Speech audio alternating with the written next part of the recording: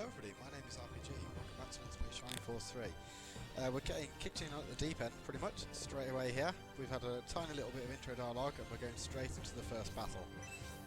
Actually, it occurs to me I haven't gone over the enemies, so we've got a couple of bats, which first turn up in Battle 2 for Symbios, and a couple of the regular 14 health mass monks. Nothing we really need to be worried of at this point. Midian's starting party is very similar to Symbios's in many ways. In fact, as far as I can tell, it's more or less identical.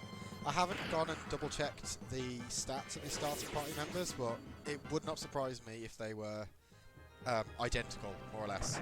Maybe with some slight subtle differences in terms of attack and defense maybe on some of them, but apart from that, nothing at all. The only thing that is, well, I'll say notable, different really, if I can back out of this a second.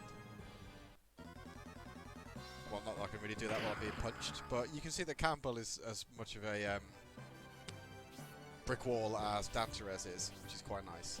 The main key difference we've got here, Median comes with the Epi, I assume I'm pronouncing that right, which is a rapier. So we're going to be getting lots and lots and lots of rapiers for Median throughout this.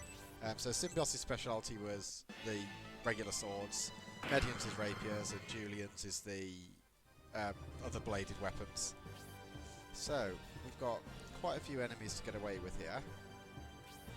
Something I realised, or found out from doing this, is that I guess rapiers count as a thrust lance weapon. They do super effective damage on these guys at the very least. I'm not sure that's how you should be using a rapier though, but we'll let that slide for now. Synthesis starts with the blaze spell, just like Masquerin. I think she learns different spells to Masquerin. Well, I genuinely don't know, it's been a very, very long time. I would be surprised if she learns exactly the same spells, though she probably still learns Spark. Right, we've got quite a lot of barrels as well, which I imagine have probably got stuff in. As for these bats, I am not sure if they're exact copy-pastes of the bats from Scenario 1, so I don't know if they can poison or not.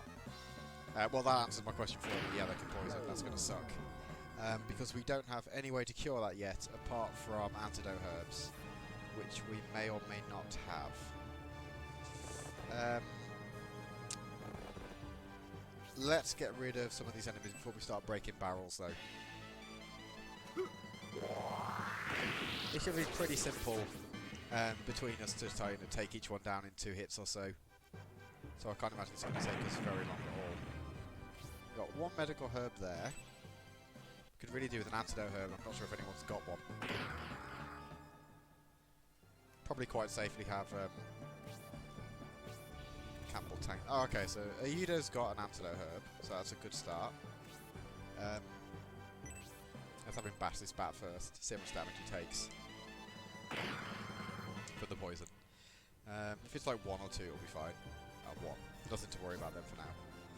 Right, Median, I think. Oh, actually, thinking about it, if I don't break this barrel, I'm not going to be able to reach that chest. I think I'll be able to get the chest after the battle, but not if I don't break the barrel. So let's get that out of the way. Probably nothing in it. No, just XP.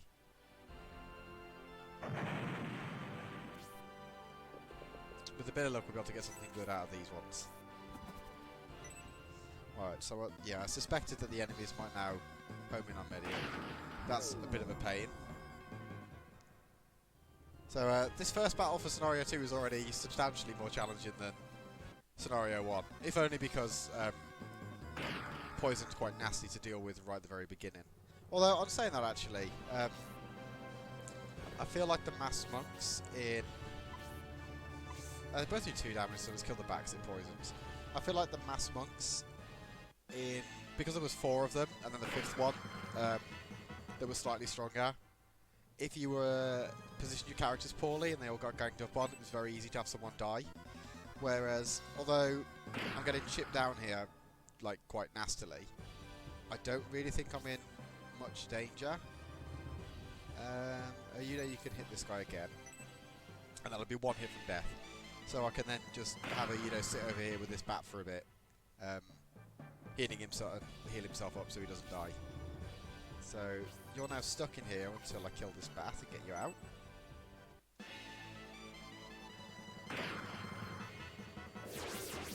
Is that 1 or 2 enemies that Median's killed? I've lost track already. Either way, I don't think anyone will, no one should level up from this battle.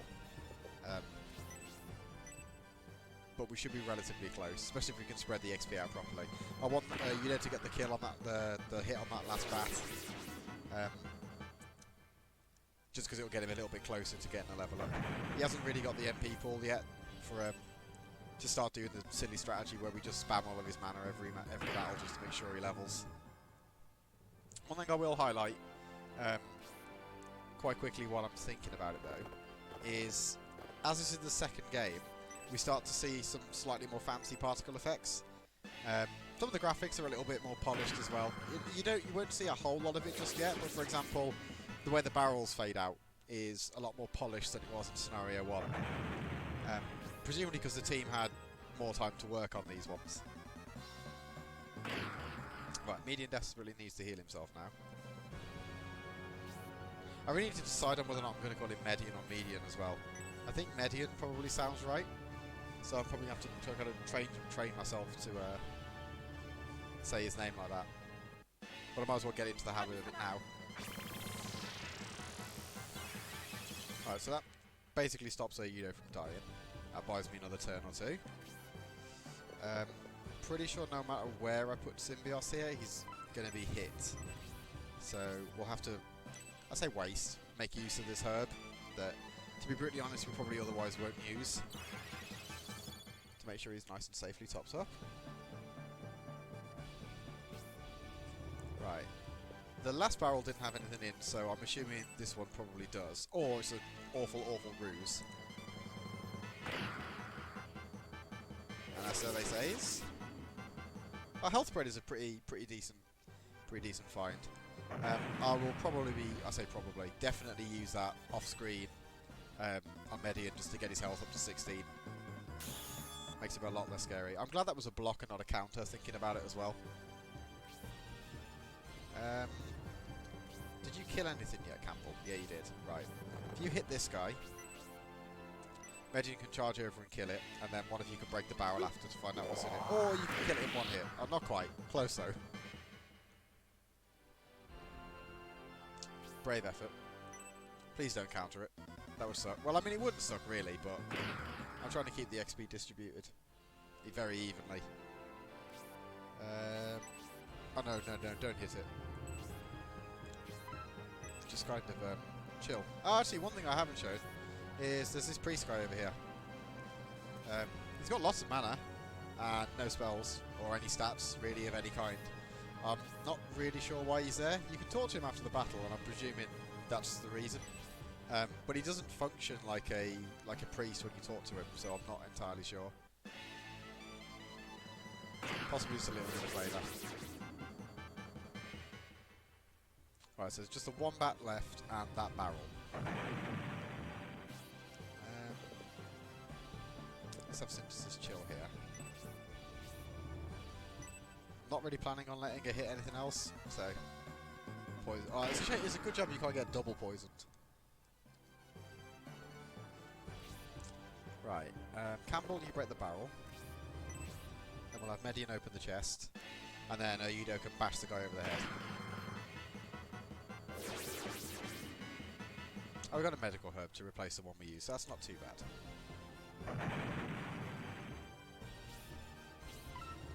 Actually, let's have you heal, because we might as well, to be brutally honest. I seem to remember, it's possibly that I've got less experience with this one, whereas I've played Scenario 1 in the regular English one a couple of times. But I do seem to remember that this scenario was a bit more difficult than Scenario 1. So, all the advantages I can give myself, the better, really. So now we just need to get Yudo's turn up and bash this thing over the head with a stick. Let's leave Campbell where he is. There's no point moving anyone else, I don't think. Alright, kill this bat and we're good to go. Nicely done.